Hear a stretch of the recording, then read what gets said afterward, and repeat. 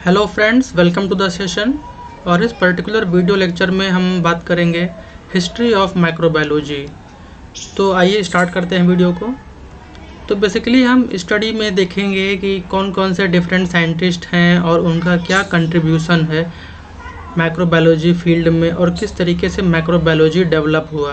कुछ famous scientist हैं जैसे लुइस पास्चर हो गए, Francesco Redi, Alexander Fleming, Antonie van Leeuwenhoek etcetera, Robert कॉच।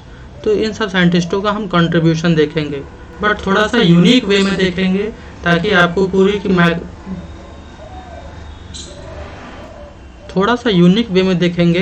आपको पूरी हिस्ट्री ऑफ द माइक्रोबायोलॉजी समझ में आ जाए।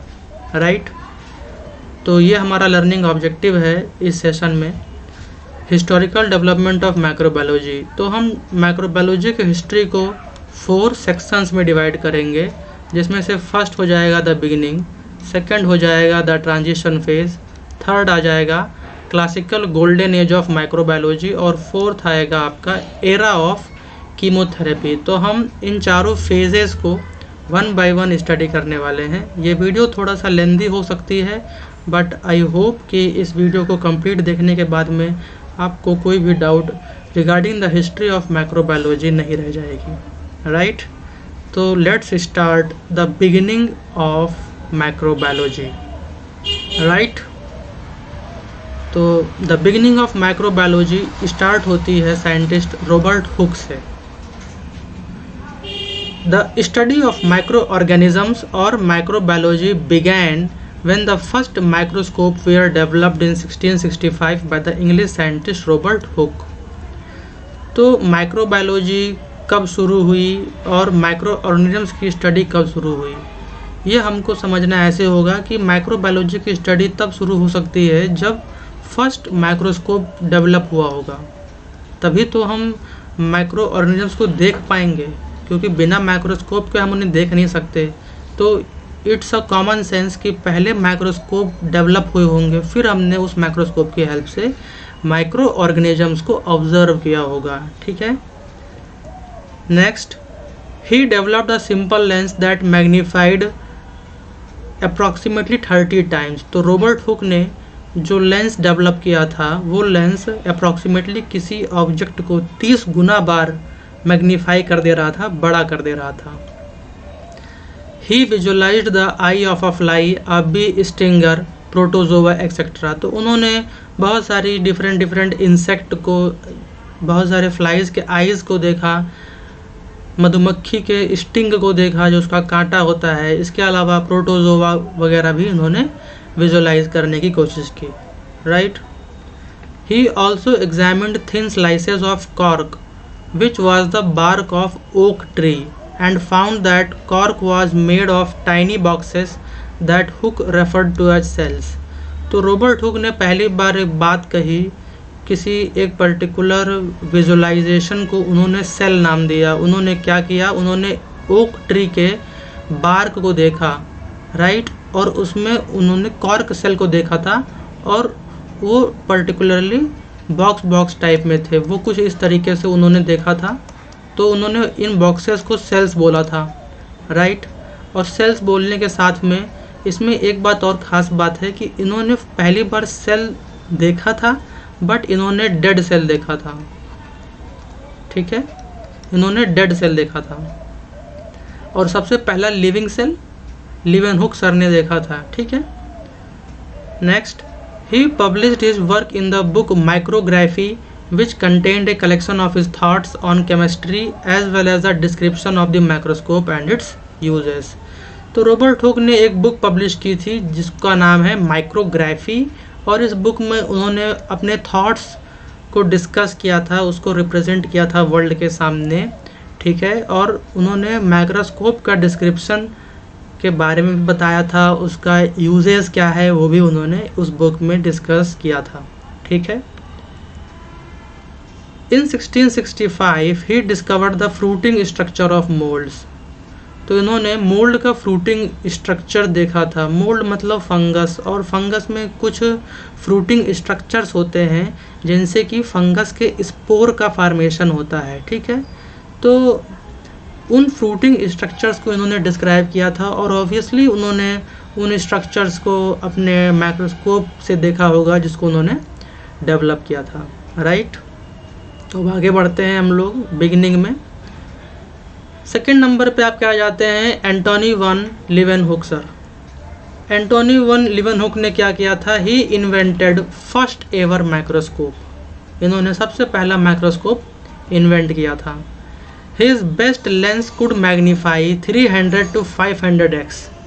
His microscopes were crude, relied on single lens held in a metal plate. तो जो इनके लेंसेज थे, ये लेंस अप्रॉक्सीमेटली किसी ऑब्जेक्ट को 300 से 500 गुना ज़्यादा मैग्नीफाई कर सकते थे, राइट। और इनके माइक्रोस्कोप में एक सिंगल लेंस होती थी और वो सिंगल लेंस एक मेटल प्लेट के हेल्प से हेल्ड होती थी, रुकी होती थी, ठीक है। He was the first person to visualize and describe bacteria and protozoa and termed these small creatures as animalcules in pond water samples and he thought them as tiny animals in 1774। तो 1674 में ये first person थे जिन्होंने bacteria को देखा, उसको describe भी किया, प्रोटोजोआ को भी देखा और इन स्मॉल क्रीचर्स को इन्होंने एनिमलक्यूल्स नाम दिया। इन्होंने उसे बैक्टीरिया नाम नहीं दिया था, इन्होंने उसको देखा, स्मॉल साइज़ के थे तो उन्होंने इसको एनिमलक्यूल्स नाम दिया था, right. Next, in 1677 he became the first person to describe spermatozoa and was one of the earliest to describe RBC। तो एंटोनी वन लीवेनहुक सर ने 1677 में इन्होंने सबसे पहले क्या डिस्क्राइब किया, स्पर्मेटोजोआ को डिस्क्राइब किया। इन्होंने स्पर्म की सेल देखी, राइट, स्पर्मेटोजोआ को इन्होंने ऑब्जर्व किया माइक्रोस्कोप के अंडर में। इसके अलावा इन्होंने सबसे पहले क्या देखा, इन्होंने सबसे पहले आरबीसी को भी स्टडी किया, ठीक है। Described many previously unseen life forms including different form of bacteria, mould, spores etcetera and reported existence of microbes. तो लीवेनहुक सर ने बहुत सारी ऐसे लाइफ फॉर्म को देखा जो इससे पहले नहीं देखी गई थी, लोगों को जानकारी नहीं थी, right.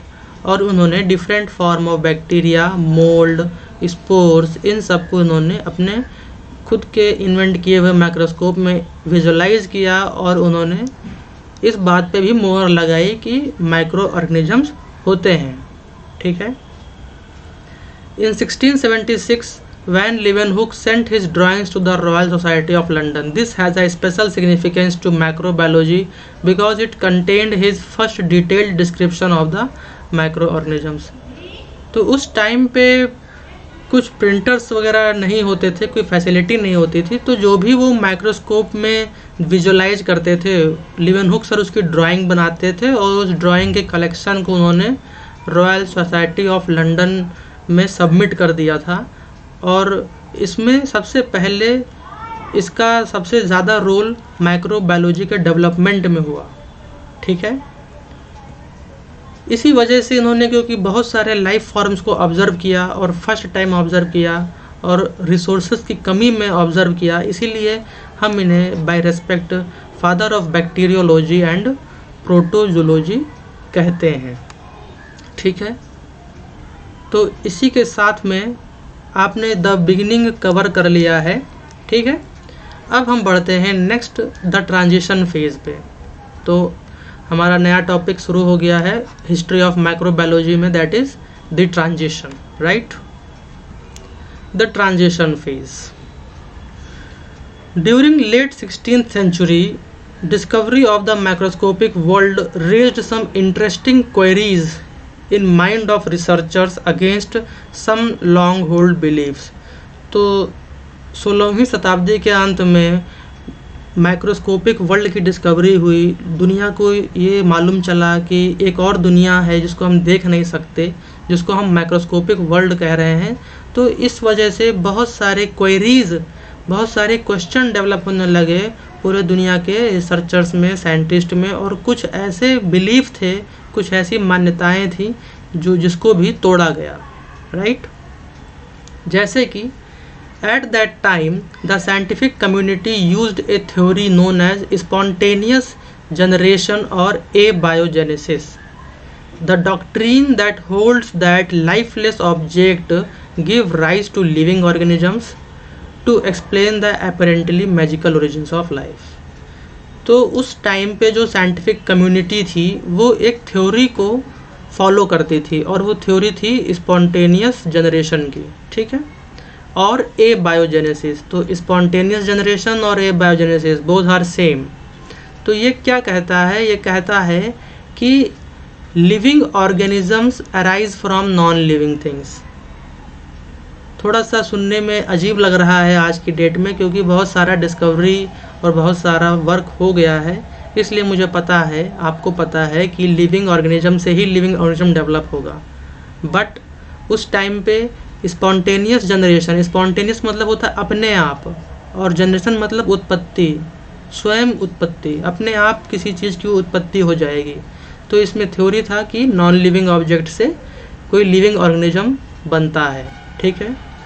Some of the simple invertebrates में अराइज स्पॉन्टेनियसली, और इसमें स्पेशली इनवर्टिब्रेट्स को बोला गया था, मीन्स ऐसे ऑर्गेनिजम्स जिनमें कोई वर्टिब्रेट नहीं होती है, कोई बैकबोन नहीं होती है या बोनी स्केलेटन नहीं होता है, ऐसे ऑर्गेनिजम्स स्पॉन्टेनियसली अराइज होते हैं, अपने आप अराइज होते हैं, ये नॉन लिविंग ऑब्जेक्ट से अराइज हो जाते हैं। ये मान्यताएं थी और इस मान्यता को एरिस्टोटल सर ने इसको काफ़ी ज़्यादा प्रपोज किया था और इसको इन्होंने स्पॉन्टेनियस जनरेशन को सही बताया था, राइट।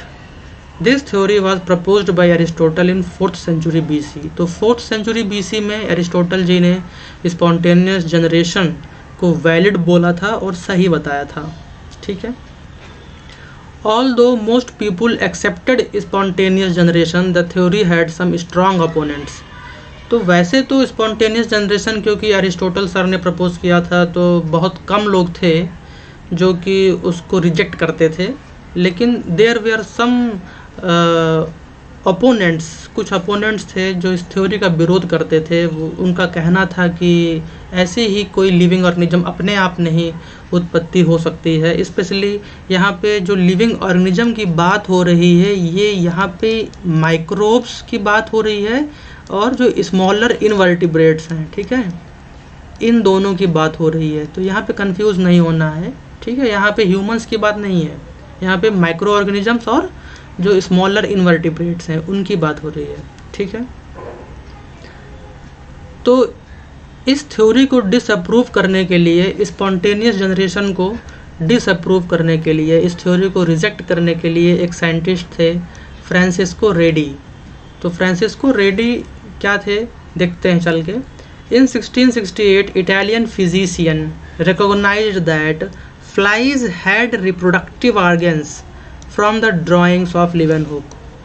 तो इन्होंने क्या देखा, जो लीवेनहुक सर ने म्यूज़ियम में जो उन्होंने ड्राइंग सबमिट की थी, तो उस ड्राइंग्स को ये स्टडी कर रहे थे। ड्राइंग्स में देखा कि उन फ्लाइज के रिप्रोडक्टिव ऑर्गन्स थे, ठीक है।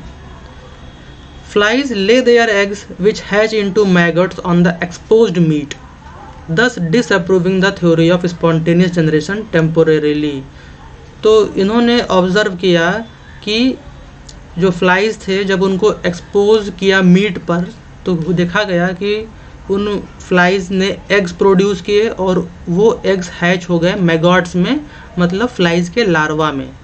तो इस एक्सपेरिमेंट से इन्होंने स्पॉन्टेनियस जनरेशन को डिसअप्रूव करने की कोशिश की। तो आइए हम एक्सपेरिमेंट देखते हैं।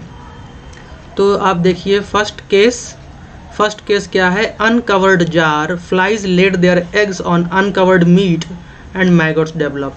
तो फर्स्ट केस में इन्होंने क्या किया, इन्होंने मीट रखा जार में और ये इसका लिड ओपन है, खुला हुआ है। तो देखा क्या गया कि ओपन जार था तो फ्लाइज अंदर इंट्रोड्यूस हो गई, और फ्लाइज अंदर इंट्रोड्यूस हो गई तो मेटामॉर्फोसिस तक वेट किया। मेटामॉर्फोसिस एक ऐसा प्रोसेस है जिसमें कि एक लार्वा एडल्ट फॉर्म में बनता है, ठीक है। तो इन्होंने देखा कि जब जार ओपन था तो मीट के कांटेक्ट में ये फ्लाइज आई और उसके बाद में मेटामॉर्फोसिस होने तक वेट किया, और इन्होंने देखा कि जो लार्वा थे, जो मैगॉट्स थे, वो फ्लाइज में डेवलप हो गए। ठीक है, फिर देखते हैं सेकंड केस में इन्होंने क्या किया। He covered with paper. Second case में इन्होंने उस बॉक्स को, उस जार को पेपर से कवर कर दिया। No maggots of meat because no entry of flies. तो फिर इन मीट में कोई मैगॉट्स डेवलप नहीं हुए क्योंकि फ्लाइज एंटर नहीं कर पा रही थी।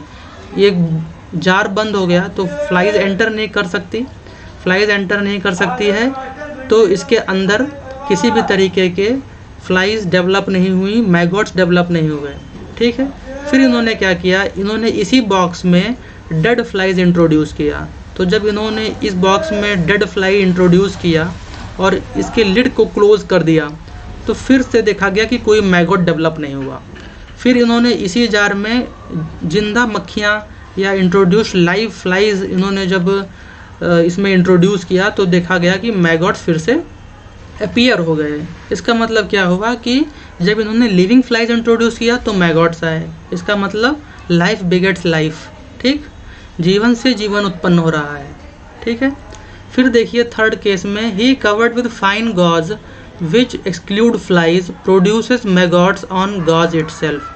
तो इन्होंने फिर देखा कि इस बार इन्होंने पेपर के बजाय गॉज यहाँ पे लगाया, जाली नुमा या समझ लो मच्छरदानी टाइप का इन्होंने इसके ऊपर कवर कर दिया।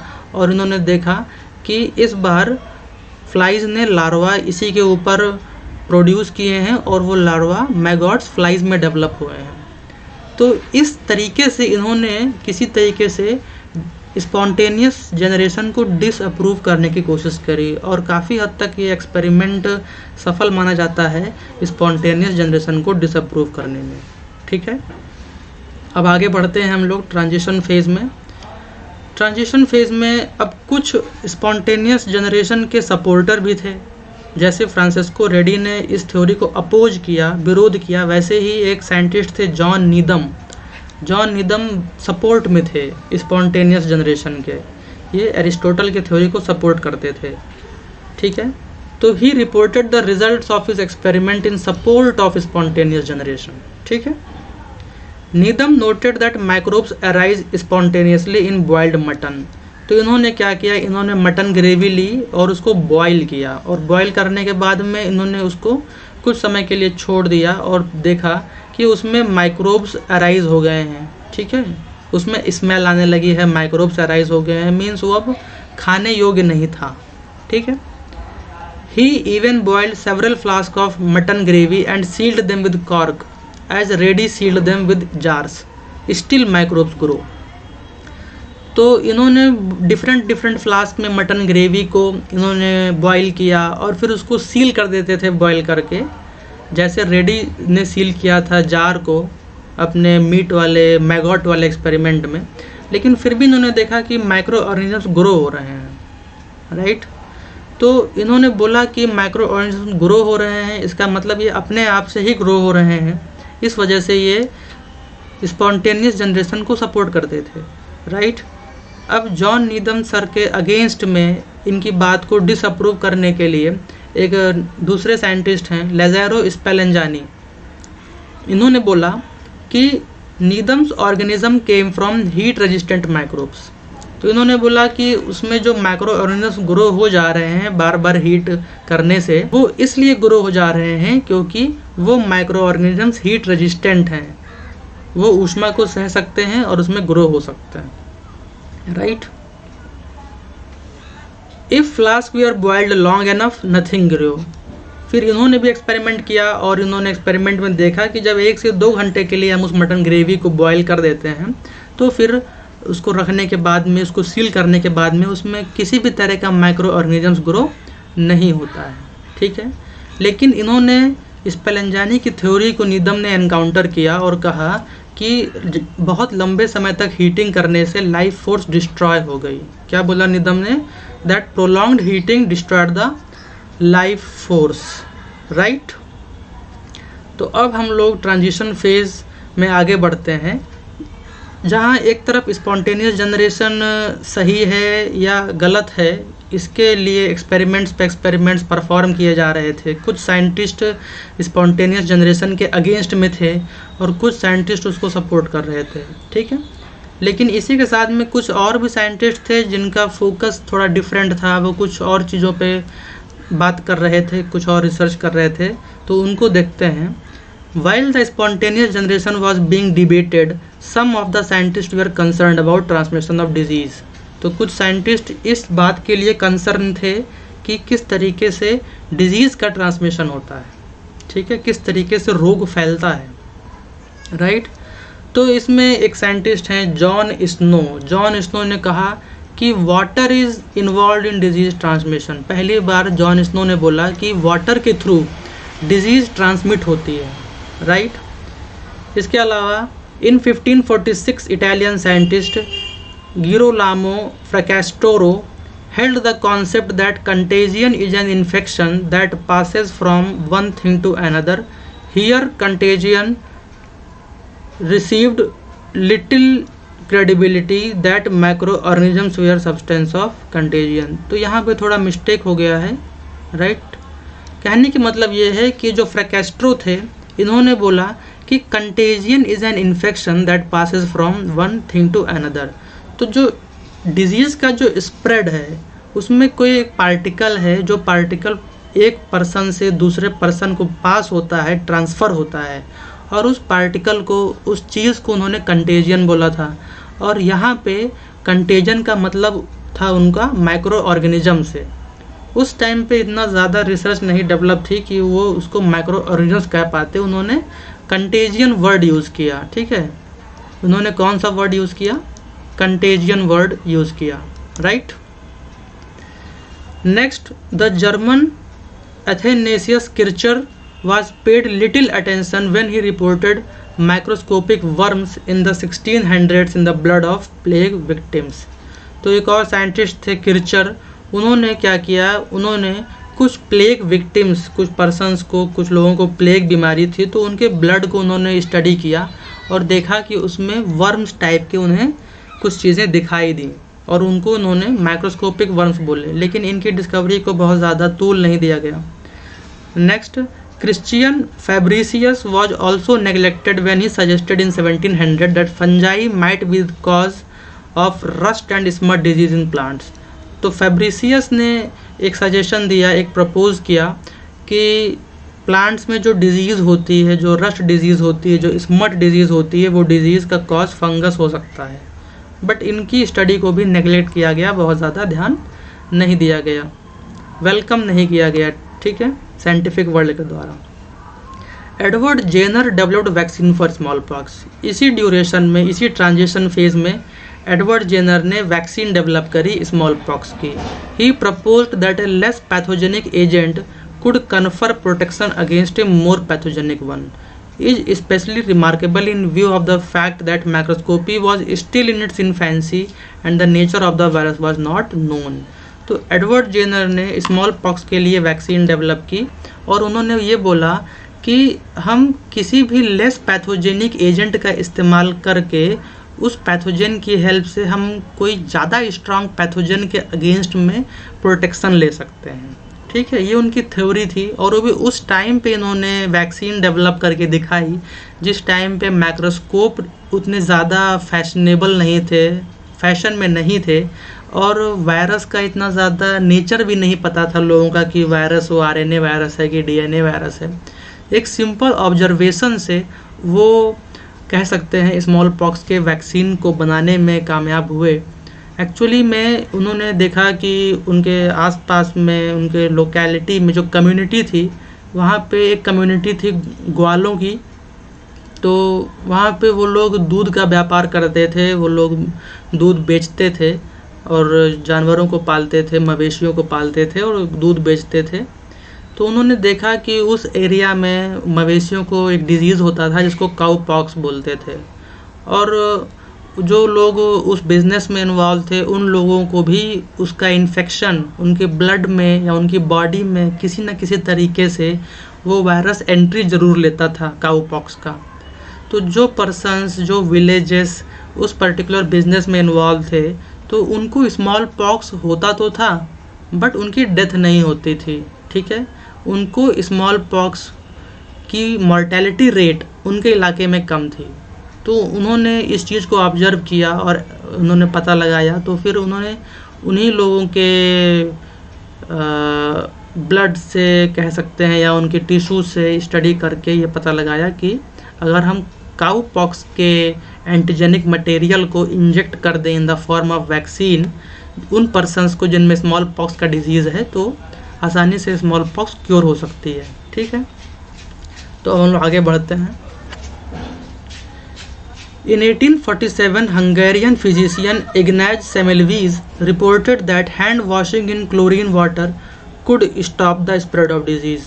तो एक हंगेरियन फिजिशियन थे सेमेलवीज करके, तो सेमेलवीज सर ने बताया कि अगर हम वाटर में क्लोरीन को ऐड करके अगर हम उस वाटर से हैंड को वॉश करें तो डिजीज़ के स्प्रेड होने की चांसेस काफ़ी हद तक कम हो सकते हैं।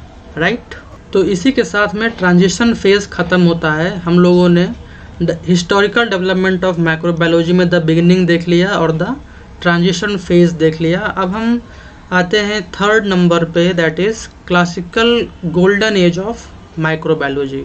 राइट, तो let's begin golden age of microbiology. तो ये जो गोल्डन एज ऑफ माइक्रोबायोलॉजी था ये 1854 से 1914 तक था। तो हम कह सकते हैं कि जब भारत में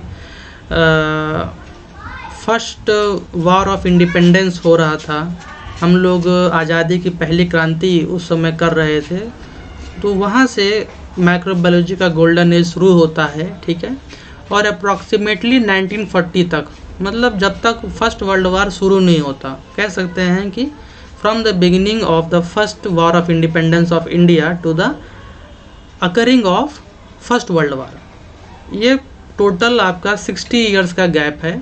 ठीक है, 60 to 70 ईयर्स का गैप है, 60 ईयर्स का गैप है ये टोटल, और ये गोल्डन एज ऑफ माइक्रोबायोलॉजी आपकी 60 ईयर्स की है। ठीक है, तो गोल्डन एज ऑफ माइक्रोबायोलॉजी में सबसे ज़्यादा वर्क किसी पर्सन ने किया था माइक्रोबायोलॉजी को एक अलग लेवल पे ले जाने के लिए, वो थे लुईस पैस्चर। और लुईस पैस्चर को इसी वजह से हम उन्हें फादर ऑफ माइक्रोबायोलॉजी भी बोलते हैं। ठीक है, तो देखते हैं कि उनका क्या कंट्रीब्यूशन था। He was the first to report the role of micro organisms in fermentation in 1848। तो लुईस पैस्चर वो पहले पर्सन थे जिन्होंने फर्मेंटेशन में माइक्रो ऑर्गेनिजम्स का रोल है ये चीज़ बताया था। ठीक, इन 1857 अनराइवल्ड द मिस्ट्री ऑफ सोर वाइन्स, और 1857 में लुईस पैस्चर ने ये बता दिया था कि वाइन्स में जो खट्टापन आता है वो किस वजह से आता है, क्योंकि वाइन स्पॉइल हो जाती है। माइक्रोबियल स्पॉइलेज से वाइन जब स्पॉइल हो गई तो उसमें खटास आ जाती है। ये चीज़ बताने में लुईस पैस्चर कामयाब हुए थे। Next, he clarified the role of yeast in fermentation of fruits and grains resulting in the production of alcohol. तो वो ये भी बता पाए थे कि जब ईस्ट का फर्मेंटेशन होता है, या कह सकते हैं कि जब फ्रूट और ग्रेन का फर्मेंटेशन होता है तो उसके लिए ईस्ट रिस्पॉन्सिबल है, और जब ईस्ट फर्मेंटेशन करेगा फ्रूट्स और ग्रेन्स में तो उससे अल्कोहल प्रोड्यूस होगा। तो behind the logic behind the production of alcohol, उस लॉजिक को रिवील करने में Louis Pasteur was successful. Right, he also found that bacteria were responsible for the spoilage of wine. तो ये दोनों स्टेटमेंट, सोर वाइन्स और ये स्पॉइलेज ऑफ वाइन्स, ये दोनों इंटर रिलेटेड है। He discovered the existence of life in the absence of free oxygen. तो इसके अलावा इन्होंने ये भी देखा, इन्होंने कुछ ऐसे माइक्रो ऑर्गेनिजम्स भी कल्चर किए जो माइक्रो ऑर्गेनिजम्स बिना फ्री ऑक्सीजन के ग्रो हो रहे थे, एनएरोबिक ग्रोथ शो कर रहे थे। ठीक, he showed that mild heating could be used to kill microorganisms in broth, that is pasteurization। तो इन्होंने एक टेक्निक दी जिसको हम पैस्चराइजेशन टेक्निक बोलते हैं, जिसमें अप्रॉक्सीमेटली 63 डिग्री सेल्सियस पे हम अगर मिल्क को हीट करते हैं तो उसमें जो पैथोजेनिक माइक्रो ऑर्गेनिजम्स हैं वो किल हो जाते हैं। तो उन्होंने बताया कि माइल्ड हीटिंग करने से भी माइक्रोब्स किल होंगे ब्रॉथ में, और इस टेक्निक को आज हम पैस्चराइजेशन के नाम से जानते हैं।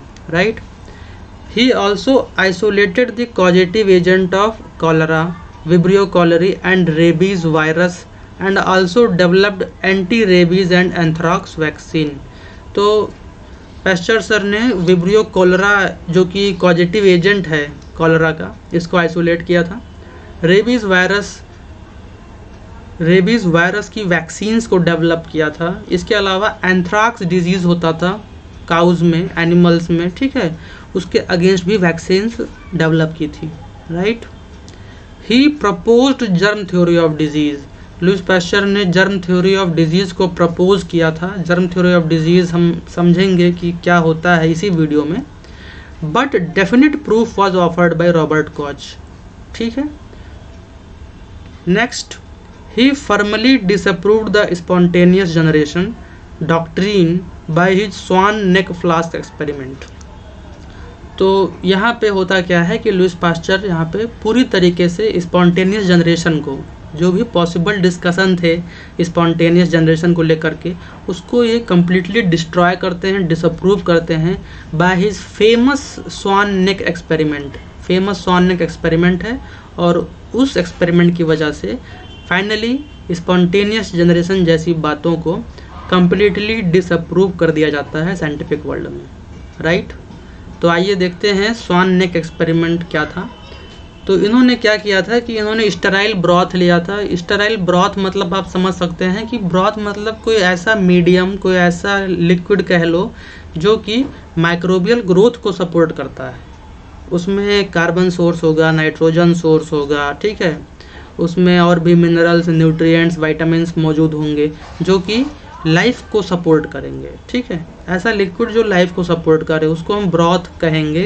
तो यहाँ पे केस 1 में इन्होंने क्या किया, स्टेराइल ब्रॉथ लिया और उसको ओपन छोड़ दिया एयर में। इसका माउथ ओपन है।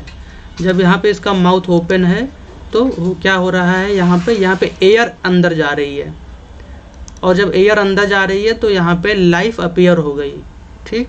फ्लास्क ओपन था, एयर अंदर गई और लाइफ अपीयर हो गई। Life appeared in the broth expose to air. तो ये फर्स्ट केस उन्होंने देखा। सेकेंड केस उन्होंने क्या किया, उन्होंने उस फ्लास्क को सील कर दिया। अब सील कर दिया तो एयर तो जा नहीं रही है, no air is going inside the flask. अब जब एयर नहीं जा रही है तो यहाँ पे कोई लाइफ यहाँ पे नहीं ग्रो हुई, यहाँ पे कोई लाइफ अपीयर नहीं हुई, no life appear, right, no life appeared in the sealed flask.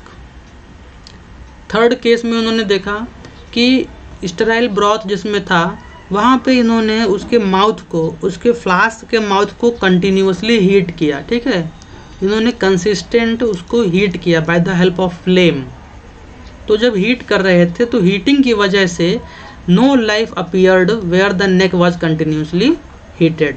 तो कंटिन्यूसली हीटिंग की वजह से भी इस पर्टिकुलर ब्रॉथ में किसी भी तरह की लाइफ डेवलप नहीं हुई, ठीक है। अब इसके बाद में नेक्स्ट एक्सपेरिमेंट उन्होंने क्या किया, आप देख रहे हैं यहाँ पे इन्होंने स्वान नेक फ्लास्क, ये जो फ्लास्क का शेप देख रहे हो इसको स्वान नेक फ्लास्क बोलते हैं। इस शेप का इन्होंने फ्लास्क लिया जैसा कि आप यहाँ फिगर में देख रहे हैं, ठीक है। तो इन्होंने क्या किया, इस तरह का फ्लास्क लिया, यहाँ पे इसमें ब्रॉथ है और ब्रॉथ को कंसिस्टेंटली हीट किया जा रहा है, ठीक। तो यहाँ से एयर एंटर करी, ठीक है, ट्यूब में एयर एंटर करी और एयर एंटर करी तो एयर तो अंदर चली गई, एयर अंदर चली गई, बट जो माइक्रो ऑर्गेनिजम्स थे, जो डस्ट पार्टिकल्स थे, वो यहाँ पे स्टक हो गए। ये जो यू शेप्ड ट्यूब है इसके बॉटम में माइक्रो ऑर्गेनिजम्स और डस्ट पार्टिकल्स यहाँ पे स्टक हो गए। स्टक हो जाने की वजह से क्या हुआ, ये देखा गया कि आफ्टर हीटिंग के बाद में जब इसको कुछ दिनों के लिए छोड़ दिया गया तो इसमें कोई ग्रोथ नहीं आई, नो ग्रोथ। यहाँ पे आपको ये पूरी तरीके से क्लियर दिख रहा है, ये इस सेकंड फ्लास्क में कोई ग्रोथ नहीं है, ठीक। फिर उन्होंने क्या किया, इस फ्लास्क को टिप कर दिया, इस फ्लास्क को सीधा कर दिया। तो जो माइक्रो ऑर्गेनिजम्स और जो डस्ट यहाँ पे फंसी हुई थी इस यू बेंड पे, वो क्या हुआ, वो अंदर की तरफ एंटर हो गई। और एंटर होते ही क्या देखा गया कि इस पर्टिकुलर ब्रॉथ में माइक्रो ऑर्गेनिजम्स डेवलप हो गए, माइक्रोब्स डेवलप हो गए, या हम लोग ऐसा कह सकते हैं कि ये देखने में डर्टी हो गया, ठीक है, देखने में डर्टी हो गया और माइक्रोबियल पॉपुलेशन बहुत ज़्यादा ग्रो कर गई। तो यहाँ पे 2-3 चीज़ें स्पष्ट हुई। This explains that microorganisms do not appear due to spontaneous generation. तो ये एक्सपेरिमेंट बताता है कि माइक्रो ऑर्गेनिजम्स अपने आप से ग्रो नहीं होते, स्पॉन्टेनियस जनरेशन से ग्रो नहीं होते, ठीक है। Instead they are introduced into food through dust particles and they contain microorganisms and other things that happen to land on the food, ठीक है। बात समझ में आई? बात यहाँ पर यह है कि माइक्रो ऑर्गेनिजम्स अपने आप से डेवलप नहीं होते कहीं पे। माइक्रो ऑर्गेनिजम्स किस में प्रेजेंट हैं? डस्ट में प्रेजेंट हैं। इस यू बेंड में यहाँ पे, इस यू बेंड में यहाँ पे एयर तो पास हो गई, बट इस यू बेंड में क्या हुआ? इस यू बेंड में आपका एयर पास हो गया, बट यहाँ पे माइक्रो ऑर्गेनिजम्स और डस्ट पार्टिकल स्टक कर गए। और जब उन्होंने इस फ्लास्क को जब टिल्ट कर दिया तो ये माइक्रोब्स अंदर चले गए, ये डस्ट अंदर चली गई और यहाँ पे इसमें माइक्रोबियल ग्रोथ देखी गई, ठीक। कहने का मतलब कि माइक्रोब्स कहाँ प्रेजेंट हैं? माइक्रोब्स प्रेजेंट हैं एयर में, ठीक है। एयर में किस में? डस्ट पार्टिकल्स कह सकते हो, ठीक है। तो इस तरीके से उन्होंने बताया कि माइक्रो ऑर्गेनिजम्स अपने आप ग्रो नहीं होते। अगर अपने आप ग्रो होते माइक्रो ऑर्गेनिजम्स तो हर एक स्टेज में, इन चारों स्टेज में माइक्रो ऑर्गेनिजम्स की ग्रोथ होनी चाहिए थी, ठीक है। लेकिन माइक्रो ऑर्गेनिजम्स की ग्रोथ कब हो रही है? एकदम 4th वाले स्टेज में, राइट। तो अब हम लोग आगे बढ़ते हैं गोल्डन एज ऑफ माइक्रोबायोलॉजी में। After Pasteur another scientist came, that is Ferdinand Cohn. तो फर्डिनांड कोहन ने क्या क्या किया देखते हैं। He was a German botanist. Ferdinand Cohn discovered that bacteria multiply by dividing into 2 cells. तो इन्होंने देखा और बताया कि बैक्टीरिया जो है वो जब डिवाइड करता है तो 1 से 2 बैक्टीरिया बनते हैं, ठीक है। 1 सेल से 2 बैक्टीरियल सेल बनेगा। ये किसने बताया था? फर्डिनांड कोहन ने बताया था। Second, he also observed that certain bacteria from an extremely resistant structure called endospore in the cell। तो आपको मालूम है कि बैक्टीरिया जब अनफेवरेबल कंडीशन में पहुंचता है या ऐसा इन्वायरमेंट जो कि उसको सूट नहीं करता, उसके ग्रोथ को, उसके सेल डिवीज़न को, तो वो एंडोस्पोर बना लेता है, ठीक है। और उस एंडोस्पोर में अपने आप को सेफ रखता है। तो इस चीज़ को उन्होंने ऑब्जर्व किया और एंडोस्पोर फॉर्मिंग बैक्टीरिया को स्टडी किया। He also described entire life cycle of bacillus. और इन्होंने बैसिलस बैक्टीरिया के लाइफ साइकिल को भी स्टडी किया, ठीक है। जिसमें उन्होंने देखा कि वेजिटेटिव सेल बना और उस सेल पहले एंडोस्पोर बन गया जब अनफेवरेबल इन्वायरमेंट थी, और जैसे ही फेवरेबल इन्वायरमेंट मिली वापस से वो वेजिटेटिव सेल में कन्वर्ट हो गया। वेजिटेटिव सेल मतलब कि डिवीज़न स्टेज, ठीक। He is credited with the use of cotton plugs for closing flask and tubes to prevent the contamination of sterile culture media. तो इन्होंने एक चीज़ फैशन में लाई कि जैसे कि आज की डेट में हम लोग प्रैक्टिस करते हैं माइक्रोबायोलॉजी लैब में, तो हम लोग क्या करते हैं कि हम लोग कल्चर मीडिया लेते हैं, फ्लास्क में कल्चर मीडिया हम बनाते हैं, ठीक है। फिर इसके बाद में हम इस फ्लास्क को सील कर देते हैं by the help of cotton plug. Cotton plug वही नॉर्मल रुई, ठीक है, उसका हम लोग प्लग बना लेते हैं और उस प्लग से हम इस फ्लास्क को सील करते हैं और ये एश्योर करते हैं कि इस फ्लास्क में किसी भी तरीके की कोई माइक्रोब्स की एंट्री ना हो, कोई बाहर का माइक्रोब्स इसमें एंटर ना करे। स्टरलिटी मेंटेन करते हैं हम लोग, ठीक है, और कॉटन प्लग का इस्तेमाल करते हैं। तो कॉटन प्लग उन्होंने उस टाइम पे यूज़ किया था, राइट। और आज भी वो कल्चर डेवलप है और आज भी माइक्रोबायोलॉजी लैब्स में कॉटन प्लग्स का इस्तेमाल किया जाता है, ठीक है। तो अब हम लोग आगे बढ़ते हैं। फर्डिनांड कोहन के बाद में नेक्स्ट साइंटिस्ट आते हैं रॉबर्ट कोच, ठीक है। Robert Koch is known as father of microbial techniques. तो पहला पॉइंट याद रखिएगा, he is the father of microbial techniques. He introduced aniline dyes for staining bacteria, photographing and preparing permanent visual records on slides. तो इन्होंने bacteria को stand करना शुरू किया, ठीक है, एनालिन डाइज की हेल्प से। उनके फ़ोटोग्राफ निकालने शुरू किए रिकॉर्ड रखने के लिए, और इसके अलावा कुछ परमानेंट विजुअल रिकॉर्ड्स अपने पास में रखे, कुछ बैक्टीरियल स्लाइड बनाई और उसको अपने लैब में रखते थे और उसको स्टडी करते थे, ठीक है, इन्होंने रिकॉर्ड कीपिंग को फैशन में लेकर के आए, बैक्टीरिया को स्टेन करना, जो माइक्रोस्कोप में देख रहे हैं उसकी फ़ोटोज़ को क्लिक करके सेफ रखना, राइट, ये सब चीज़ें ये डेवलप करे। Next, he also discovered casual organism of anthrax disease of cattle and tuberculosis. तो रॉबर्ट कोच सर ने सबसे पहले क्या देखा, मवेशियों में, कैटल्स में एंथ्राक्स डिजीज़ होता था, वो बैसिलस एंथ्रेसिस से होता है, तो इन्होंने बैसिलस एंथ्रेसिस का पता लगाया, और ह्यूमंस में, हम लोगों में ट्यूबरक्लोसिस होता है, वो भी माइकोबैक्टीरियम ट्यूबरक्लोसिस से, तो इन्होंने इस माइक्रो ऑर्गेनिज्म को भी डिस्कवर किया, right. He observed in 1880 that a slice of potato contained small masses of bacteria which he termed colonies. तो एक्सीडेंटली रॉबर्ट कॉश ने ये 1880 में ऑब्जर्व किया था कि पोटैटो की स्लाइस पे इन्होंने बैक्टीरिया का स्मॉल मास देखा था, ठीक है, और उसमें उसको उन्होंने टर्म दिया था कॉलोनीज़ का। तो कॉलोनीज़ क्या होते हैं, colonies contain millions of just one kind of bacteria, मतलब वो बैक्टीरिया एक ही तरह का है लेकिन उसकी संख्या बहुत ज़्यादा है, मिलियंस ऑफ बैक्टीरिया हैं लेकिन सिंगल टाइप के बैक्टीरिया हैं, उनको हम कॉलोनीज़ कह देते हैं, ठीक। He concluded that bacteria could grow and multiply on solid surfaces. इसी के साथ में उन्होंने बताया कि बैक्टीरिया जो हैं वो सॉलिड सरफेस पे ग्रो हो सकते हैं और मल्टीप्लाई हो सकते हैं। He added gelatin to his broth to prepare a solid culture medium. He then inoculated bacteria to the surface and set the medium aside to incubate।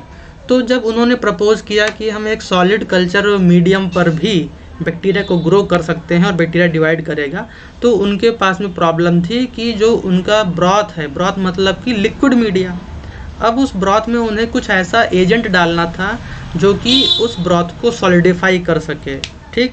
तो उन्होंने जेलेटिन का इस्तेमाल करना शुरू किया, वो जेलेटिन डालते थे ब्रॉथ में और ब्रॉथ क्या होता था, सॉलिडिफाई हो जाता था, और उस सॉलिड कल्चर मीडिया पे वो बैक्टीरिया को इनोकुलेट कर देते थे उसके सरफेस पर, और फिर उसको इनक्यूबेट कर देते थे, मतलब 24 घंटे 36 घंटे के लिए उसको रख देते थे, ठीक है, ताकि उसमें माइक्रोब्स डेवलप हो जाएं, कॉलोनीज डेवलप हो जाएं। Next, when colonies of the same bacterium grew together, a pure culture, an accumulation of one type of microorganisms formed by the growth of colonies of the organism formed। तो उन्होंने बोला कि जब same bacteria, ठीक है, जब same bacteria, same type के bacteria जब एक जगह ग्रो करेंगे और डिवाइड करेंगे, ठीक है, तो हम उन्हें क्या बोलेंगे, इसको हम कॉन्सिक्यूटिवली कॉलोनी का नाम दे देंगे, इट इज़ अ कॉलोनी, और कॉलोनी हमेशा सिंगल स्पीसीज ऑफ बैक्टीरिया की होती है, और इसी को हम प्योर कल्चर बोलते हैं, right. Koch could now inoculate laboratory animals with pure culture of bacteria and be certain that only one species of bacterium was involved. His work also proved that bacteria, not toxins in the broth, were the cause of the disease. तो problem क्या थी coach sir के सामने, जब वो liquid culture media में, मतलब broth पे जब वो काम कर रहे थे, तो जो साइंटिफिक वर्ल्ड था वो बोलता था कि जो बैक्टीरिया, जो डिजीज़ कॉज हो रही है एक्चुअल में, वो 100% श्योर नहीं था कि वो बैक्टीरिया से ही हो रही है। उसमें लोग ये दलील देते थे कि उसमें ब्रॉथ में भी कुछ टॉक्सिन्स रहे हों, उस टॉक्सिन के वजह से डिजीज़ कॉज हो रही हो, ठीक है, मॉडल एनिमल में, माइस में, या जो भी मॉडल एनिमल वो लेते थे, राइट। बट जब उन्होंने सॉलिड कल्चर मीडियम डेवलप कर लिया, ठीक है, ब्रॉथ में जेलेटिन ऐड करके, तो अब उसमें केवल वो बैक्टीरिया को ही इनोकुलेट करते थे ऑर्गेनिज्म में, और बैक्टीरिया ही डिजीज काज कर रहा था ऑर्गेनिज्म में, मॉडल ऑर्गेनिज्म में, राइट।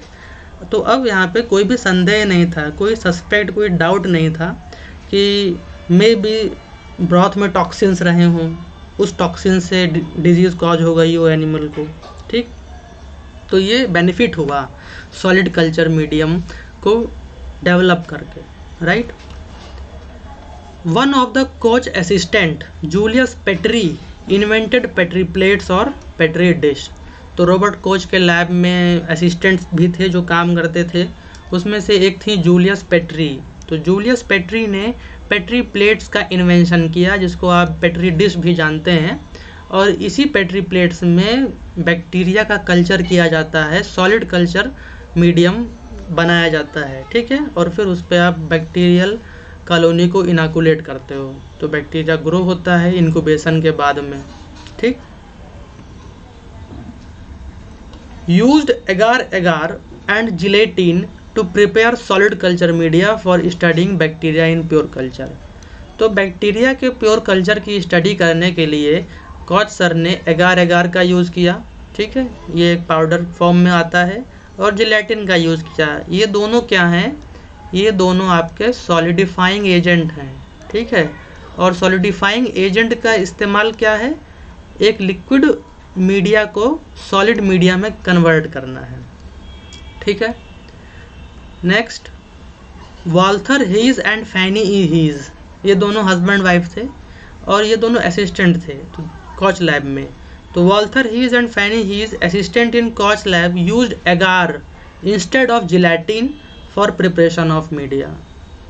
तो मीडिया प्रिपरेशन में कॉच सर ने जिलेटिन यूज़ किया था, बट इनके स्टूडेंट थे, इनके लैब में काम करते थे, तो वो और एक कदम आगे थे और होनहार थे।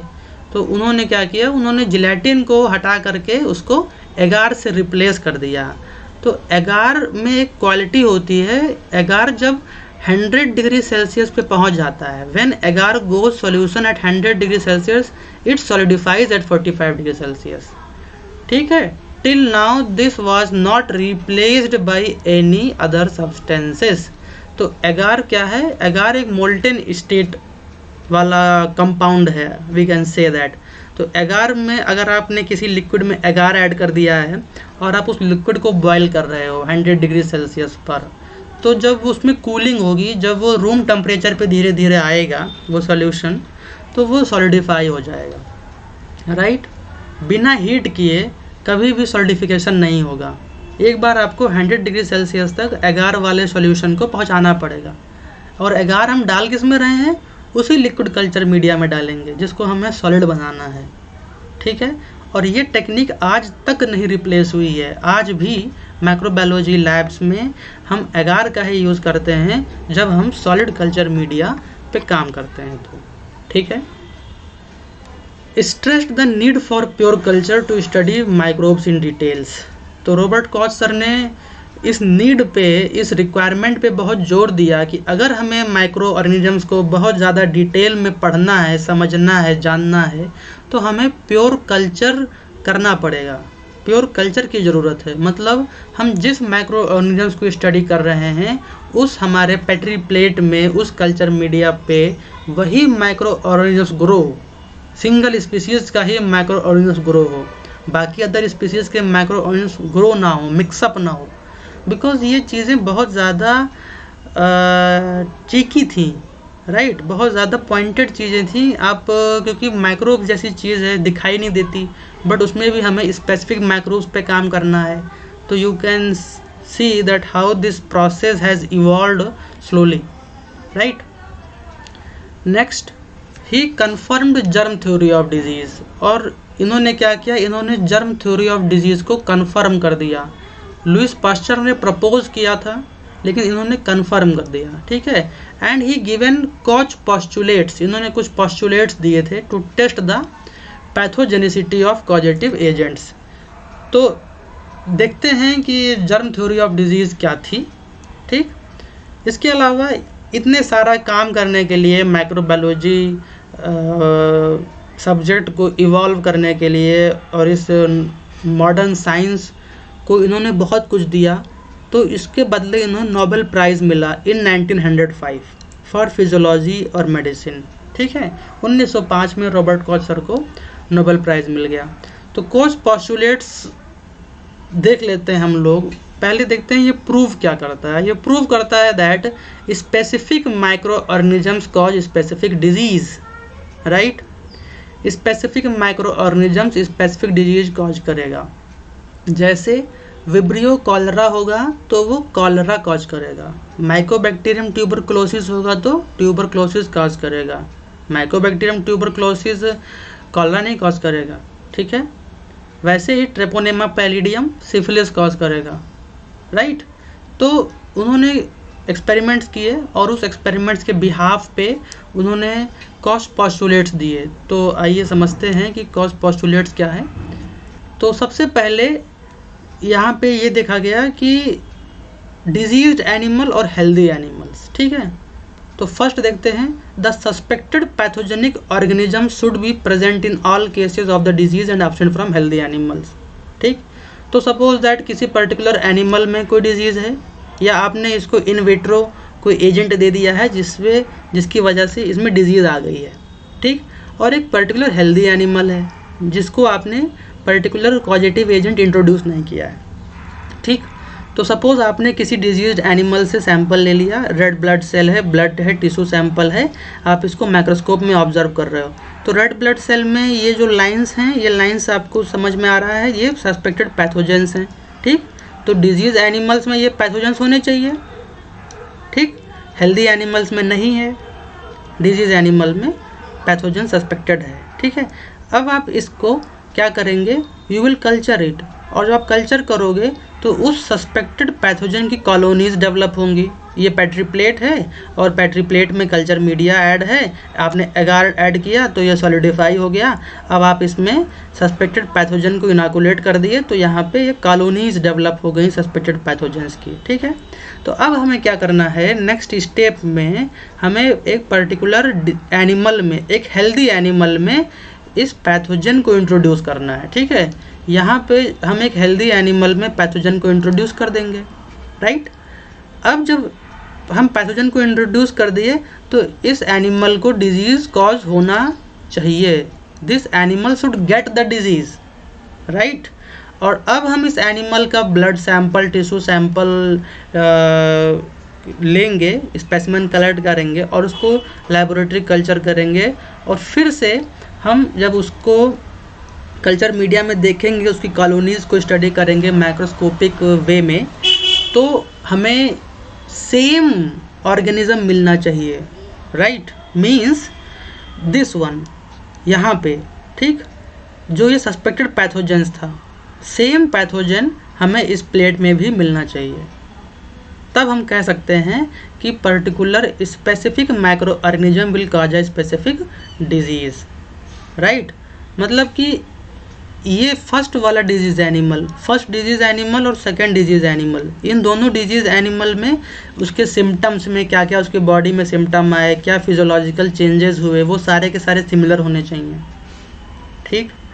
और जो आप माइक्रोस्कोपिक स्टडी करोगे वो भी सेम आना चाहिए सस्पेक्टेड पैथोजेंस का, तभी हम उस पर्टिकुलर पैथोजन को या उस पर्टिकुलर माइक्रोब को हम कॉजेटिव एजेंट बोल सकते हैं। अदरवाइज हम उसको कॉजेटिव एजेंट नहीं बोल सकते हैं, ठीक है। अगर वो कॉजेटिव एजेंट है तो वो XYZ किसी भी इंडिविजुअल में वो सेम डिजीज़ कॉज करना चाहिए, राइट। डिफरेंट डिजीज़ कॉज नहीं करना चाहिए, ठीक है। तो आई होप कि कॉज पोस्टुलेट्स आपको समझ में आया होगा। एक बार हम लोग देख लेते हैं फिर से डिटेल्ड में। This is a germ theory of disease और कॉज पोस्टुलेट। तो फर्स्ट पोस्टुलेट क्या कहता है, the suspected micro organisms must always be found in diseased but never in healthy individuals, ठीक है। तो जो डिजीज एनिमल है इसमें पैथोजन होना चाहिए बट हेल्दी एनिमल में पैथोजन नहीं होना चाहिए, this is the first rule. Second rule, the micro organisms must be isolated in pure culture on a nutrient medium, ठीक है। तो अब हमें क्या करना है, डिजीज एनिमल के सैंपल में जो सस्पेक्टेड पैथोजन था, माइक्रोब था, उसको हमें प्योर कल्चर कर लेना है सॉलिड कल्चर मीडिया में, न्यूट्रिएंट मीडिया में, ठीक है।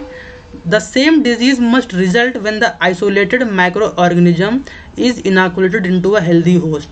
अब हम क्या करेंगे, अब हम इस माइक्रो ऑर्गेनिज्म को, ठीक है, जो हमने आइसोलेट किया था डिजीज एनिमल से, उस माइक्रो ऑर्गेनिज्म को हम एक हेल्दी इंडिविजुअल में इनोकुलेट कर देंगे, ठीक। और उस हेल्दी इंडिविजुअल को सेम सिम्टम्स, हर चीज़ सेम आना चाहिए, ठीक है। और क्या देखना है, the same organism must be re isolated from the experimentally infected host. तो हमने इस होस्ट पे जब एक्सपेरिमेंट किया तो इसमें से जब हम दोबारा जब हम इसका blood sample, tissue sample collect करेंगे और उसका माइक्रोस्कोपिक स्टडी करेंगे, उसको लैब में कल्चर कराएंगे, तो सेम माइक्रो ऑर्गेनिज्म ग्रो होना चाहिए। ठीक है, अगर माइक्रो ऑर्गेनिज्म डिफरेंट हो गए तो हम ये नहीं कह सकते that specific micro organisms cause a specific disease. ठीक है, causative agent should be same. ठीक है, it can not differ. XYZ कोई भी पर्सन हो, अगर विब्रियो कॉलरी है तो वो सब में कॉलरा ही कॉज करेगा, राइट। तो आई होप कि आपको कॉज पोस्टुलेट आपको समझ में आया होगा। अब हम लोग आगे बढ़ते हैं, कुछ और स्टडी देखते हैं, जैसे कि जॉन टिंडल। ठीक है, तो जॉन टिंडल ने क्या स्टडी किया देखते हैं। He proved that dust carries germs, and if no dust in air, the sterile broth remained free of microbial growth for indefinite period. तो जॉन टिंडल ने क्या देखा, जॉन टिंडल ने बोला कि जो डस्ट होती है, डस्ट में जर्म्स प्रेजेंट हैं, राइट। और अगर हम एयर में से डस्ट को रिमूव कर दें तो हमारा ब्रॉथ, हमारा न्यूट्रिएंट मीडियम स्टेराइल रहेगा, उसमें किसी तरह का कंटामिनेशन नहीं आएगा, कोई भी माइक्रोबियल ग्रोथ नहीं होगी। ठीक है, He also developed a sterilization method known as tyndallization. तो इन्होंने एक प्रोसेस बताया टिंडलाइजेशन का, ताकि उससे स्टरलाइजेशन हो सके। इसको हम लोग इंटरमिटेंट और फ्रैक्शनल स्टरलाइजेशन भी कहते हैं।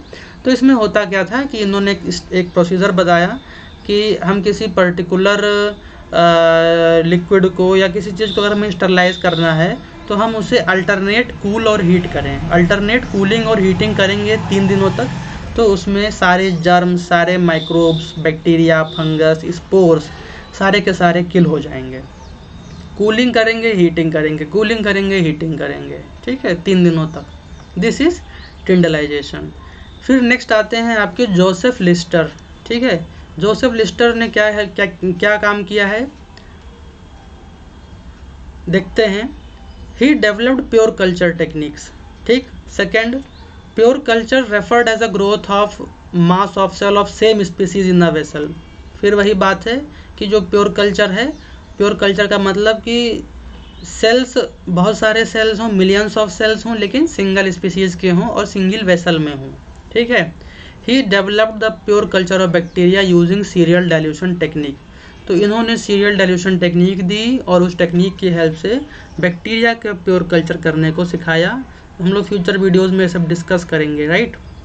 ही also discovered that carbolic acid to disinfect the surgical equipments and dressing lead the reduction of post operational death और इन्फेक्शन। तो जोसेफ लिस्टर ने कार्बोलिक एसिड का यूज़ किया था। Carbolic acid is phenol. इन्होंने फिनॉल को यूज़ किया था एज अ डिसइंफेक्टेंट, और इसको कहाँ यूज़ किया था, सर्जिकल इक्विपमेंट को स्टरलाइज करने के लिए और ड्रेसिंग को स्टरलाइज करने के लिए। ठीक है, जो पेशेंट को पहनाया जाता है, इससे अगर डिसइंफेक्ट कर देंगे हम फिनॉल से, कार्बोलिक एसिड से, तो ये देखा गया कि ऑपरेशन के बाद में जिन लोगों की इन्फेक्शन की वजह से डेथ हो जाती थी उसमें काफ़ी ज़्यादा रिडक्शन आया।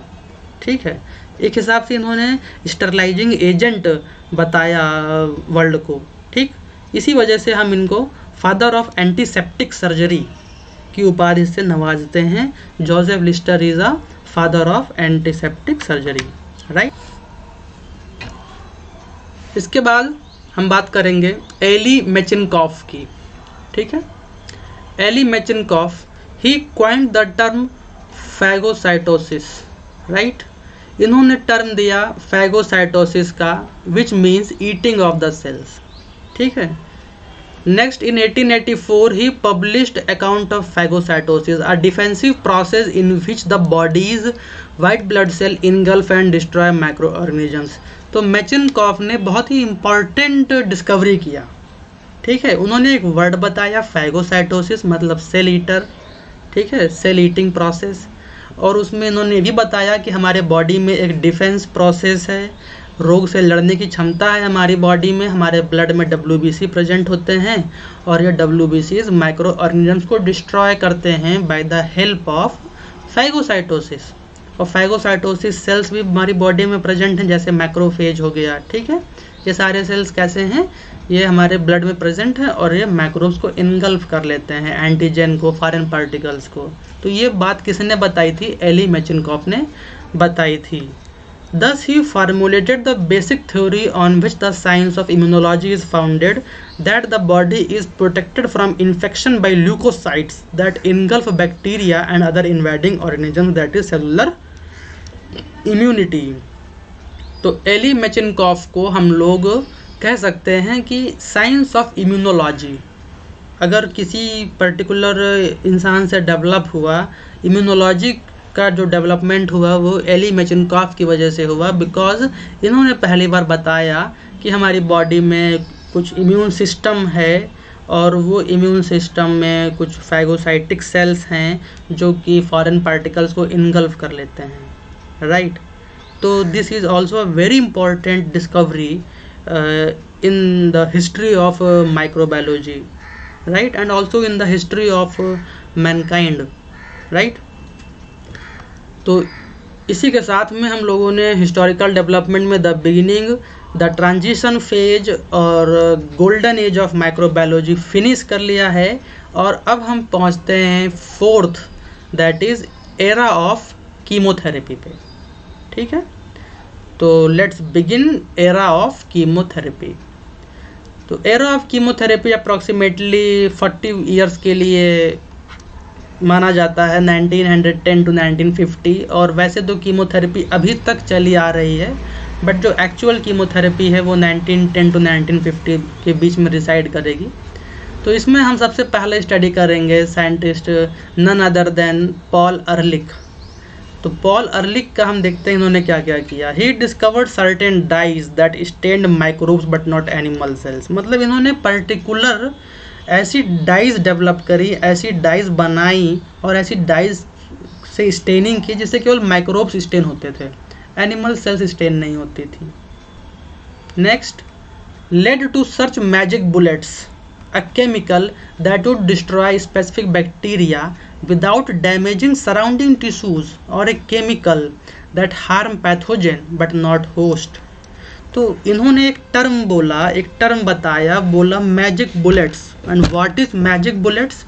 मैजिक बुलेट्स उन्होंने बताया कि एक ऐसे केमिकल्स हैं जो कि स्पेसिफिक बैक्टीरिया को डिस्ट्रॉय कर देंगे, कॉजेटिव एजेंट को डिस्ट्रॉय कर देंगे, जो पर्टिकुलर पार्टिकल है, जो फॉरेन मटेरियल है, जो एंटीजन है, जो हमारी बॉडी को हार्म कर रहा है, उसको डिस्ट्रॉय करेगा, बट होस्ट को डिस्ट्रॉय नहीं करेगा, राइट। होस्ट को डिस्ट्रॉय नहीं करेगा, तो यहाँ पे मैजिक है, या that's why he gave the term magic bullets, कि सराउंडिंग टिश्यू को कोई हार्म नहीं होगा। केमिकल केवल और केवल स्पेसिफिक टू द पॉइंट केवल क्या करेगा, पैथोजन को नुकसान पहुंचाएगा, होस्ट को नुकसान नहीं पहुंचाएगा, ठीक है। This is the concept of magic bullets. Next, Paul Ehrlich in collaboration with Sahachiro Hata, he is also a scientist, ठीक है, डिस्कवर्ड द ड्रग सल्वर्सन। तो पॉल अर्लिक ने एक और साइंटिस्ट साकाहिरो हाता से कोलैब करके एक ड्रग डेवलप करी जिसका नाम था Salvarsan, which is an arsenobenzol compound in 1910 for the treatment of syphilis caused by Treponema pallidum. तो पॉल अर्लिक ने एक ड्रग डेवलप करी सल्वर्सन नाम की, और ये ड्रग किस में इस्तेमाल की गई, सिफिलिस को ट्रीट करने में इस्तेमाल की गई। आप लोगों को मालूम है कि सिफिलिस एक सेक्सुअली ट्रांसमिटेड डिजीज़ है। इसके अलावा अर्लिक का बात क्यों ज़रूरी है, because he coined the term chemotherapy. पहली बार कीमोथेरेपी वर्ड से दुनिया को इंट्रोड्यूस कराया इन्होंने, ठीक है। He introduced the term chemotherapy. Next, he is known as the father of modern chemotherapy, right. So now अब हम बात करेंगे इसी में आगे जरहर्ड डोमाग के बारे में। He was also a scientist. Gerhard Domagk का वर्क देखते हैं। In 1935 Gerhard Domagk reported that Prontosil, a red dye used for staining leather, was active against pathogenic streptococci and staphylococci in mice। तो एक्चुअल में डोमाग ने क्या किया कि जो माइस जो कि स्ट्रेप्टोकोकस और स्टेफाइलोकोकस से इन्फेक्टेड था, उसको प्रॉन्टोसिल नामक डाई से ट्रीट किया और देखा कि माइस में काफ़ी ज़्यादा सुधार हुआ उसकी वजह से, right. However, even though it had no effect against the same infectious agent in the test tube, तो इन्होंने ये भी देखा कि जब माइस में जब प्रोटॉसिल को ऐड कर रहे थे, उसको इंजेक्ट कर रहे थे, तो माइस में तो हेल्प कर रहा था, माइस की हेल्थ को प्रमोट कर रहा था। बट जब टेस्ट ट्यूब में वो स्ट्रेप्टोकोकाई और स्टेफाइलोकोकाई के अगेंस्ट जब वो उस ड्रग को ऐड कर रहे थे, प्रोटॉसिल को ऐड कर रहे थे, तो कोई असर नहीं पड़ रहा था, राइट। मतलब जो प्रोटॉसिल था वो किसी भी तरीके से स्ट्रेप्टोकोकाई और स्टेफाइलोकोकाई के ग्रोथ को इनहिबिट नहीं कर रहा था। बट जब माइस में इंजेक्ट कर रहे थे तो कर रहा था, ठीक। This was the concept. The two French scientist Jacques and Therese Trefouel, तो दो साइंटिस्ट थे, Jacques and Trefouel, in the same year showed that the compound Prontosil was broken down within the body of the animal to sulphanilamide which was the true active factor. तो दो और scientist आए, Jacques और ट्रेफोनेल, उन्होंने ये बताया, ये reason बताया कि क्यों इन विवो कंडीशन में, क्यों माइस के बॉडी में वो ड्रग या वो डाई काम कर रही है, एंटी माइक्रोबियल इफेक्ट शो कर रही है, पर टेस्ट ट्यूब में क्यों नहीं कर रही। तो उन्होंने बताया कि जब इसको इंट्रोड्यूस करते हैं एनिमल की बॉडी में, तो ये प्रोटॉसिल क्या होता है, ये ब्रेक हो जाता है, ठीक है। It breaks within the another compound, और वो कंपाउंड कौन सा है, सल्फानिलामाइड, जिसको हम सल्फर ड्रग से जानते हैं। और एक्चुअली में ये जो सल्फर ड्रग है या फिर सल्फानिलामाइड है, ये एंटी माइक्रोबियल इफेक्ट शो करता है, ठीक। तो इस डिस्कवरी के लिए ये बात करना क्यों ज़रूरी था, बिकॉज इस डिस्कवरी के लिए Domagk was awarded Nobel prize, right. Domagk was awarded Nobel prize in 1939 for the discovery of the first sulfur drug, right. So now we will talk about Alexander Fleming. What he has done, he identified Penicillium notatum inhibiting Staphylococcus aureus and identified the antibiotic penicillin in 1929. तो Alexander Fleming ने क्या किया, इन्होंने एक fungus को identify कर लिया, Penicillium notatum fungus को, और उन्होंने देखा कि यह फंगस स्टेफाइलोकोकस ऑरियस बैक्टीरिया के कल्चर को इनहिबिट कर रहा है। और ये क्यों इनहिबिट कर रहा है, उस एजेंट का भी इन्होंने पता लगा लिया और बताया कि एक एंटी माइक्रोबियल कंपाउंड सिक्रीट कर रहा है यह फंगस, जिसको हम पेनिसिलिन बोल रहे हैं, और ये पेनिसिलिन की वजह से स्टेफाइलोकोकस ऑरियस इनहिबिट हो रहा है, ठीक है। It was a accidental discovery. This type of discovery is known as serendipity. तो ये एक्सीडेंटल डिस्कवरी थी, बिकॉज अलेक्जेंडर फ्लेमिंग एंटीबायोटिक की डिस्कवरी के लिए वर्क नहीं कर रहे थे। Actually he was studying the Staphylococcus aureus. वो स्टेफाइलोकोकस ऑरियस बैक्टीरिया के मॉर्फोलॉजी को, उसके डिवीज़न पैटर्न को स्टडी कर रहे थे, राइट। लेकिन हुआ क्या कि by chance, by accidental discovery, जिसको हम सेरेंडिपिटी नाम दे रहे हैं, बाय चांस वो एंटीबायोटिक को डिस्कवर करने में कामयाब हो गए, ठीक है, जिसको हमने पेनिसिलियम नोटेटम फंगस से हमें मिला, ठीक है। Next, he also found that natural substances having antimicrobial activity like saliva, nasal mucus etc. have chemotherapeutic properties, right.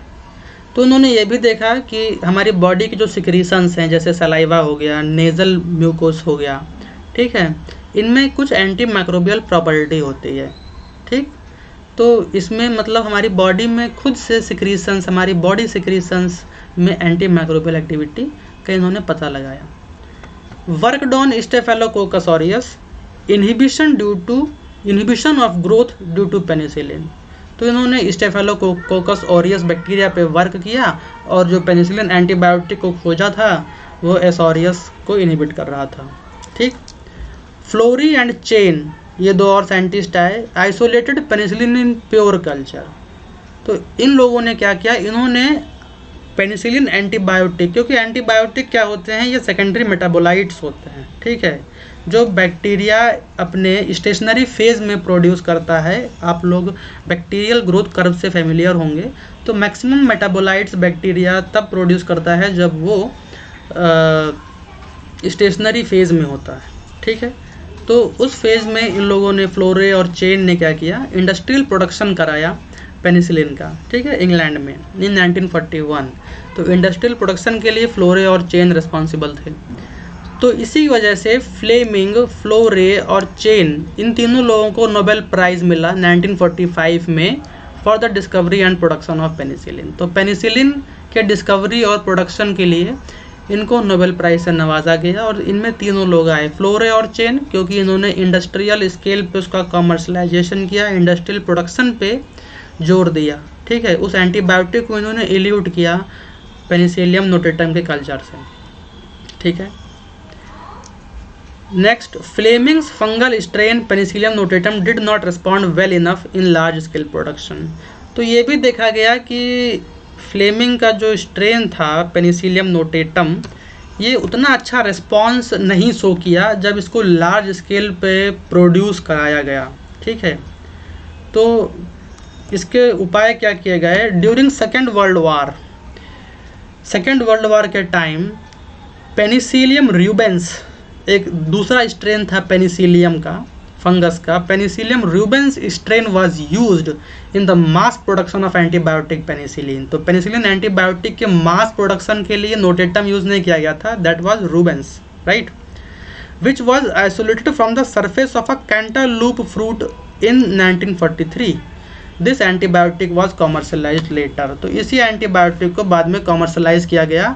तो एक्चुअली में सेकेंड वर्ल्ड वार के टाइम में पेनिसिलियम रूबेंस स्ट्रेन को आइसोलेट किया गया, और ये आइसोलेट किया गया था कैंटालूप फ्रूट से। कैंटालूप फ्रूट होता है आपका खरबूजा, आप लोगों को खरबूजा पता है, तो खरबूजा के सरफेस से इस फंगस को आइसोलेट किया गया था, और इस फंगस से आपको पेनिसिलिन एंटीबायोटिक, जो कॉमर्शियली अवेलेबल एंटीबायोटिक थी पेनिसिलिन वाली, वो यहाँ से थी, that is Penicillium rubens. But however Alexander Fleming ने ऑब्जर्व किया चीज़ों को, और एक्सीडेंटल डिस्कवरी भी थी, but it was a game changing discovery, right, because whole world is now dependent on antibiotics. Antibiotics पे हमारी पूरी लाइफ डिपेंड है आज की डेट में, right. So now we are moving ahead after Alexander Fleming another scientist Selman A Voxman.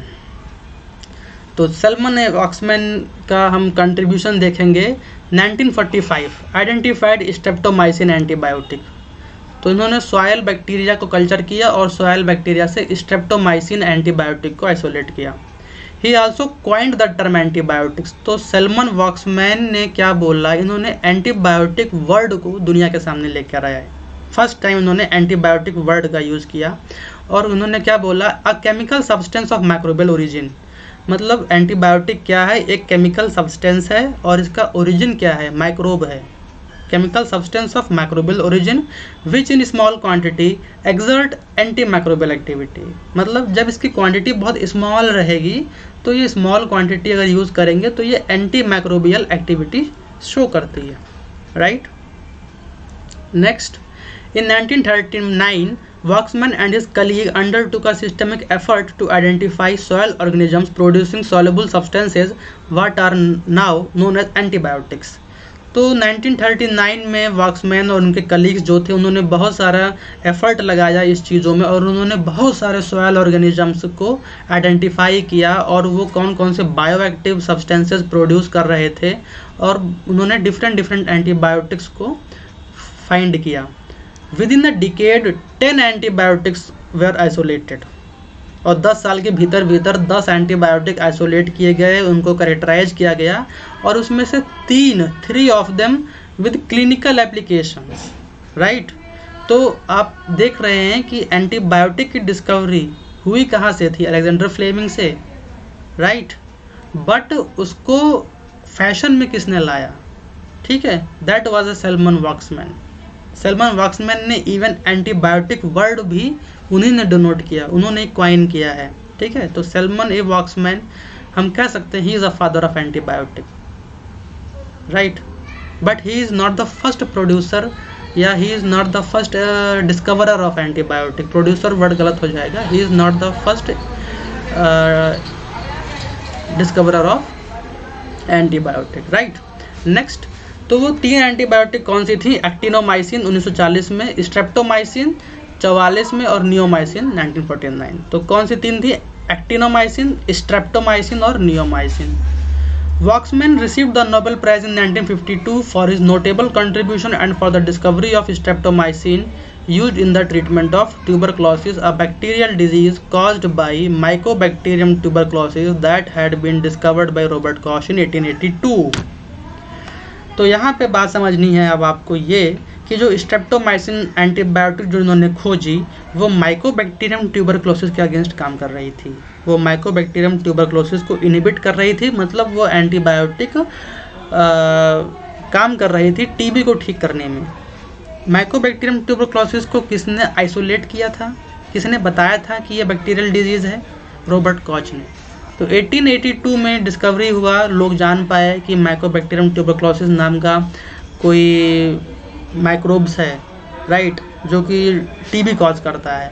But 1952 में हमारे पास में ड्रग थी, right, approximately you can say 70 years के बाद में हमें ड्रग मिलती है जो कि टीबी को ठीक कर सकती है, राइट। तो ये बहुत ही इम्पॉर्टेंट डिस्कवरी थी और इसी वजह से सेल्मन या वॉक्समैन को इसके लिए नोबेल प्राइज़ दिया गया, ठीक है। तो इसके अलावा कुछ और हम देख लेते हैं, जैसे doctor Paul R Burkholder. Doctor Paul R Burkholder ने 1947 में एक और मैजिकल एंटीबायोटिक है, ये क्लोरमफेनिकॉल, बट आजकल बैंड है, बहुत ज़्यादा ये फैशन में नहीं है। आइसोलेटेड क्लोरमफेनिकॉल और क्लोरोमाइसिटिन फ्रॉम स्ट्रेप्टोमाइसिस वेनेजुएली, ठीक है। इसके अलावा डॉक्टर BM डगर 1948 में he identified aureomycin from Streptomyces ऑरियोफेसियंस।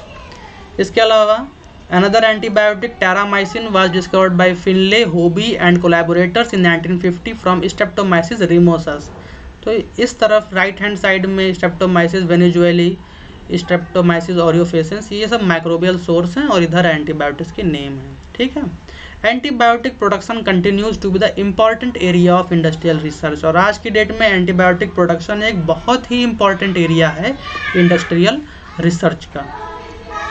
Currently there are over 8000 antibiotics known, और आज की डेट में करेंटली 8000 एंटीबायोटिक्स हमारी जानकारी में हैं, क्योंकि एंटीबायोटिक्स केमिकल्स हैं, उनमें डेरिवेटिव्स ऐड करते रहते हैं, आर ग्रुप इधर अटैच कर दिया, उधर अटैच कर दिया, तो इस वजह से बहुत सारे एंटीबायोटिक्स बन गई हैं आज के डेट में केमिकल मॉडिफिकेशन से, ठीक है।